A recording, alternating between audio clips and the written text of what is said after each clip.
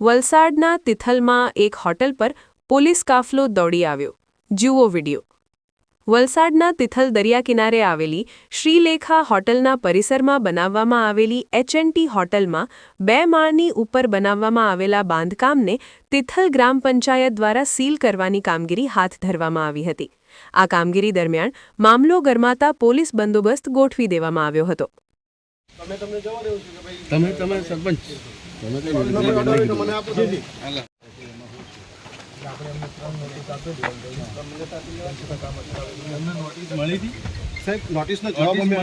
નોટિસનો જવાબ એમને બી આપેલો છે અને આપણે ટાઉન પ્લાનિંગમાં બી મૂકી દીધેલો રિવાઇઝ માટે અને આવ્યું છે પંચાયતે ઠરાવ કરેલો છે પંચાયત લોકોનો 3 વાર નોટિસ આપવા છે તો કામ અટકાવેલું નથી. અત્યારે સ્લેબ ભરાઈ ગયો છે એટલે આપણે પંચાયત દ્વારા ઠરાવ કરી અને સીલ મારવાની નોટિસ આપી દીધી છે. સીલ મારવામાં આવશે એ પહેલાં એમને કોઈ જવાબ આપ્યો નથી. હવે સીલ મારી જાય તો તમે કોર્ટમાં જઈને ખોલાઈ લો, પણ હાઈકોર્ટનો સીલ જ મારવાનું હોય ને આપણે તો સીલ મારવાનું તોડવાનું થોડું છે. તમારું ખાલી ચાલુ કામ અટકશે. વાત સાંભળો તમે, એક વસ્તુ પહેલી તો પોલીસનું કામ સિવિલ મેટરનું નહીં. અમે પ્રોટેક્શનમાં આવ્યા. હા, મને તમે કહો નહીં કહો, આમાં મેં કઈ નિર્ણય નહીં લઈ શકું. તમારી કોઈ પ્રોપર્ટીને નુકસાન નહીં કરવાના. તમારું ચાલુ કન્સ્ટ્રક્શન કામ છે એ કદાચ અટકશે, આટલું જ છે. વાત સાંભળી લો પહેલા મારી, બરાબર? તમે લીગલી કોર્ટમાં જાઓ કે જે હોય તલાટી સાહેબને પૂછો, જે જગ્યાએ તમારે જવાનું હોય જઈને તમે લીગલી હુકમ કરાવી લાવો. પંચાયત નહીં કરી શકે. પંચાયત હસ્તકમાં આવતું હોય પંચાયત જ કરે. કેવી રીતના કરી પંચાયત નહીં કરી શકે. તમે જે તે સમય તમે આગળની તમે કીધું તે હિસાબે પંચાયત નહીં કરી શકે. પંચાયત કરી શકે, બરાબર? પંચાયત તો અમે એમ કીધું કોર્ટમાં ગઈને પાછું અમારે પેલું કરવાનું. આમાં આપણે અરજીમાં ખાલી મેં તમને ખાલી કહું છું, હું ટાઉન પ્લાનિંગમાં 3/4/2026 અરજી કરી દીધી. ખાલી મારી પાસે કોપી છે ટાઉન અને ટાઉન પ્લાનિંગનો એ બોલે છે, સરકાર હાઈકોર્ટ બોલે છે કે નિયમ મુજબ કોઈ સીલ ના કરી શકે, તોડફોડ ના કરી શકે. આ હાઈકોર્ટની ઉપર છે કે કોઈ ના કરી શકે. કે મેં મુદત માંગી છે કે મારું બાંધકામ હમણાં બંધ છે તો મેં હાલમાં બાંધકામ બને છે સાહેબ. આજે બંધ છે ને તો પછી સીલ શા માટે કરો? મેં એમ કેમ કે મેં મુદત માંગી છે. સીલ કરે છે તો તમે ખોલાઈ શકો ને. તમારી પ્રોપર્ટીને નુકસાન થોડું થવાનું. મારું કામ હમણાં બંધ છે તો રિવાઇઝનો જો અમે કામ કરશું તો તમે સીલ કરી શકો, પણ અમારું કામ જ બંધ છે. અમે એમ કે મુદત તો 15 દિવસ તમને હું વાંધો મુદત નહીં, પણ સાહેબ 15 દિવસની મુદત આપી શકો. પણ આમાં અમારું બને જ છે તો કેવી રીતે પ્રોપર્ટીને નુકસાન થતું હોય તો ઠીક છે. હવે ઉપરથી ઓર્ડર લાવવાની પછી પ્રોપર્ટીને નુકસાન તો થતું નહીં. પ્રોપર્ટીને તમે એમના અગેન્સ્ટ કોઈ બી જગ્યાએ જઈ મતલબ આનો કોઈ મતલબ જ નહીં. હાઈકોર્ટ પર ઓથોરિટી જ નથી. એમને એમ તો થોડું કરે. તમે એક જ કાગળ બતાવી દો, તમે કામ પંચાયત હાઈકોર્ટનો કોઈ પેપર તમારે જવાનું અગેન્સ્ટ તમે જઈ શકો. તમે હાઈકોર્ટ જઈ શકો. હાઈકોર્ટમાંથી સ્ટે લઈ આવો. અહીંયા કોર્ટમાંથી સિવિલ કોર્ટમાંથી સ્ટે લઈ આવો. શું કેવું? આનો મતલબ શું છે? આપણે ઉપર હવે 15 દિવસ માંગી છે. ટાઉન પ્લાનિંગમાં અમે 3-4 ની તો કરી દીધી. પછી તમે આવો કરવા લખેલું છે કે સીલ ના કરી શકો. આ હાઈકોર્ટ તો બી લખેલું છે, પણ ટાઉન પ્લાનિંગમાં આવે ટાઉન પ્લાનિંગમાં આવે હવે નહીં આવે એમ કે ટાઉન પર રાકેશભાઈ એમ કે હવે રાકેશભાઈ એમ કે ટાઉન પ્લાનિંગમાં નહીં આવે એમ કે કેમ નહીં આવે ભાઈ? હમણાં એમ કે ટાઉન પ્લાનિંગ માંથી લાવવાનું એમ કે છે. આ કેવી વાત કરે તું? હમણે સાહેબ અમે મારી વાત નગર નિયોજકની પરીક્ષા ચાલો હવે હમણાં ચાલ્યા ગયા. અલ્લાહ જો અમે માંગી લીધી. પુરાવા છે બધા પુરાવા. એટલે મેં એમ કીધું કે મેં હમણાં મારું હાલ કામ બંધ છે, મને 15 દિવસની મુદત આપો. પછી તમે કરી જાઓ ને, મિલાવ તો કરી શકો. એટલે સીલ ન થઈ શક્યા એવી રીતે હમણાં રાકેશભાઈ બોલે છે અમારે સીલ કરવાનું. સાહેબ મારે તો નહીં કરી શકાય.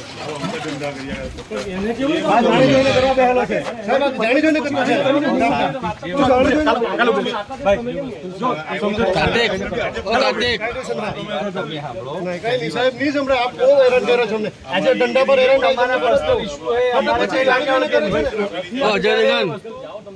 બધાને કેમ નતું બગડે. અમે બાંહેધરી આપો ને 15 દિવસની. અમે criminal છે સાહેબ. અમારું criminal છે કે અમે તમે સીલ કરવા આવો છો 15 દિવસની અંદર. ક્રિમિનલ તમને કહે તો પછી એનો મતલબ એ છે ને સીલ કરવા આવવાનો મતલબ 20 દિવસની અંદર અમે પુરાવા આપ્યા છે અલ્લા. તો પછી અહીંયા કેમ નથી સમજતા? કરવા દો ને, તમારી પ્રોપર્ટીને નુકસાન થોડું થતું છે. પણ સાહેબ તમે હા કરી અમે ગાંધીજી વાત જ્યારે હાઈકોર્ટનો ઓર્ડર હોય તમે કરી શકો ને. અરે પણ તમે લઈ આવો હુકમ 15 દિવસમાં. મને 15 દિવસ એ આપો ને. લોકો આઈને કાઢી જશે. સીલ એ લોકો કરે તો એ લોકો કાઢી બી જશે. પણ સાહેબ મેં પરમિશન માંગી છે, મને 15 દિવસની મુદત આપો. જ્યારે તમે પરમિશન રિવાઇઝ ની માંગી શકો. ભાઈ સીધી વાત તમને કરી, આમાં કઈ પોલીસને લાગે હોય જેની આ સિવિલ મેટર જો હું તમને અત્યારે હુકમ જો મને આ લોકોના પ્રોટેક્શનમાં મોકલાયો છે. તમને બોલાવ્યા છે બરાબર. તમે એક કામ કરો, મારી વાત પોલીસ મેટર એક મિનિટ. તમે મારી વાત સાંભળો. એ લોકો પર પેપર હશે ને, મારા પર પેપર તમારા પર બતાવવાનું, પેપર છે ને બતાવવાનું. હાઈકોર્ટ તમારા તમે ડાયરેક્ટ મોડેથી ન કહેવો, પેપર બતાવો. હાઈકોર્ટનો પેપર છે. તમારા પર પેપર કોઈ બી હોય ને તમારે કે ભાઈ સીલ કરવાના કર્યું હશે ને પેપર છે પંચાયતમાં અમારા. તમે ક્યાં છે બતાવો. બતાવો પંચાયતમાં બી કઈ બી લખાણ કર્યું કે અમે આ વસ્તુ સીલ કરવા ચાલ્યા છે. નહીં પણ ભાઈ મારા પાસે ભાઈ આ નાની વસ્તુ નહીં મળે, કરોડો રૂપિયાનો ખર્ચો છે આમાં. કહેવા માંગુ છું, તને નોટિસ આપેલી છે બધી. નોટિસ તો મેં જવાબ આપેલા છે. સ્ટાર્ટિંગ થી તને આપેલી છે નોટિસ. વલસાડની સામાન્ય સભા 1/4/24 ના ઠરાવ 4 પાકની નકલ માં લખેલી છે. મિલકત ગેરકાયદેસર બાંધકામ અટકાવવા માટે કઈ તારીખ? ઝેરોક્ષ બી નહીં.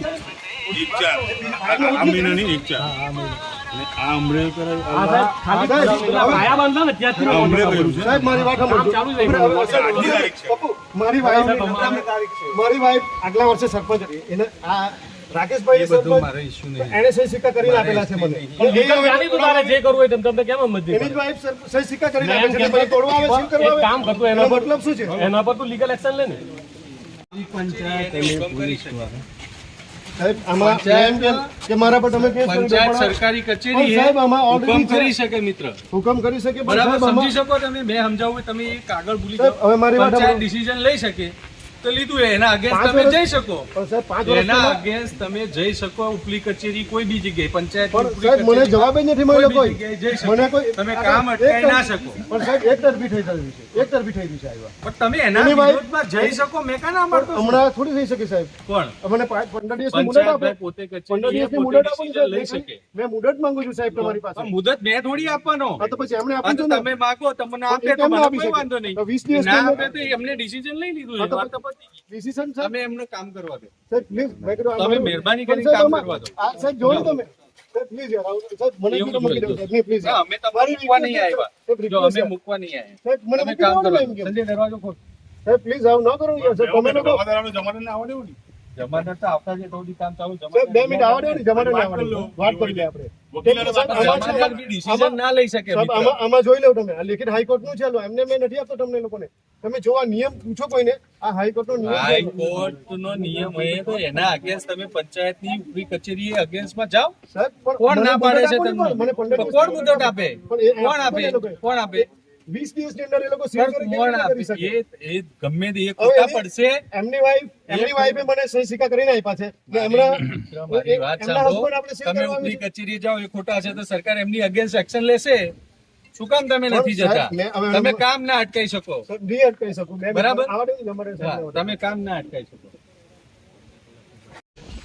બોલાવો પેલા એ લોકોની બોડીના માણસને બોલાવો કેટલા માણસથી જવું છે તમારે જે હોય બોલે. નથી આવ્યા કોઈ નથી આવ્યા તો પછી કોણ છે ભાઈ સભ્યન બોડીમાં? બે જ જણ. હવે આગળ આવી જાઓ. 2 જણ છે. રેખાબેન નહીં.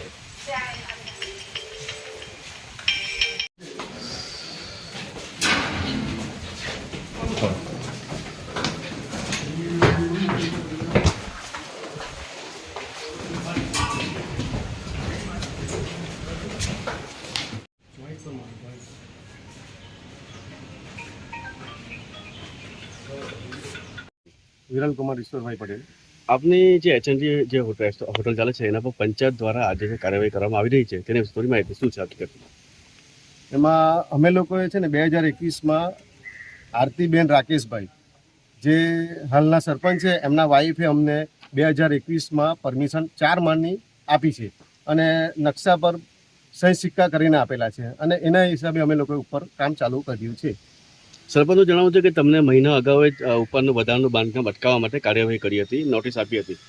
તે બાબતે આજે પંચાયત આવ્યું છે. અમે લોકોએ એ નોટિસનો જવાબ 17/3 17/3/2026 આપી દીધો હતો અને એ પછી અમારા લેખિતમાં એમણે અમને કોઈ જ ન આપ્યું કે ભાઈ આ તમારા સહી સિક્કા નથી ચાલતા, કે કોઈ અમને લેખિતમાં ન આપ્યું હતું કે આગલા જે સરપંચ આરતીબેન જે સહી સિક્કા કરી આપ્યા છે નકશામાં એ ન ચાલશે એવું અમને કોઈ લેખિતમાં ન આપ્યું હતું. તમે આ બાંધકામની રિવાઇઝ માટે કઈ મંજૂરી લીધી છે? હા, રિવાઇઝની અમે મંજૂરી લઈ લીધી. મંજૂરી મતલબ કે પ્રોસેસ કરી દીધી છે 3/4/2026 રિવાઇઝની ટાઉન પ્લાનિંગમાં ઓલરેડી અમે કરી દીધેલી છે. હાલ હોટલ તરફથી તમારી શું માંગ છે અત્યારે? અમારી એ માંગ છે કે અમે બાંહેધરી આપીએ છીએ કે અમે અમારું કામ હમણાં અટકાવીશું, અમે કામ ન કરીશું. જ્યારે અમારી રિવાઇઝની પરમિશન આવશે ત્યારે અમે કામ કરીશું. ગ્રામ પંચાયતે તમને શું સૂચના આપી છે? ગ્રામ પંચાયતે અમને એ સૂચના આપી કે ભાઈ અમે તમારી હોટલ સીલ કરવા આવીએ છીએ. કારણ રજૂ કર્યું?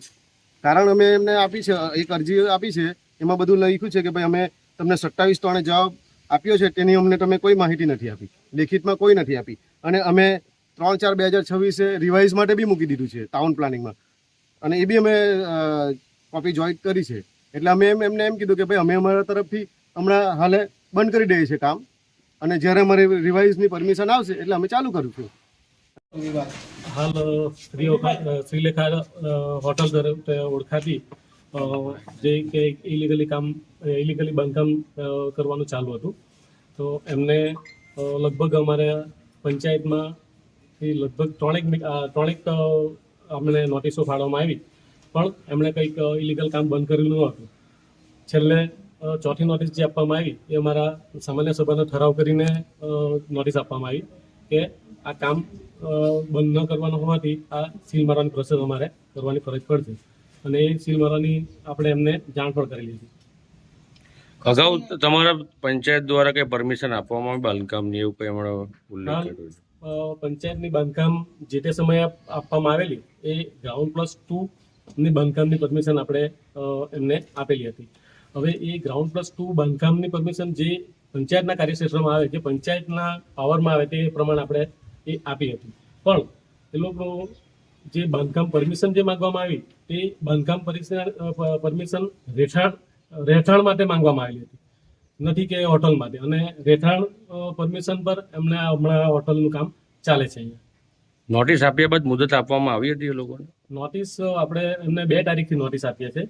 અઠવાડિયાના સમયથી આપણે ટૂંકમાં મહિનો જેવો નોટિસ આપવામાં આપણે એમને સમય આપ્યો, પણ એક પણ નોટિસને એમને બધી જ નોટિસની અવગણના કરી એમનું કામ ચાલુ રાખ્યું, અને હાલે એમણે અહીંયા કામ સ્લેબ સુધી પતાવી દીધું હતું. જ્યારે કામની શરૂઆત હતી ત્યારથી આપણે એમને નોટિસ આપવા છતાં પણ એમણે બાંધકામ બંધ કરેલું ન હતું.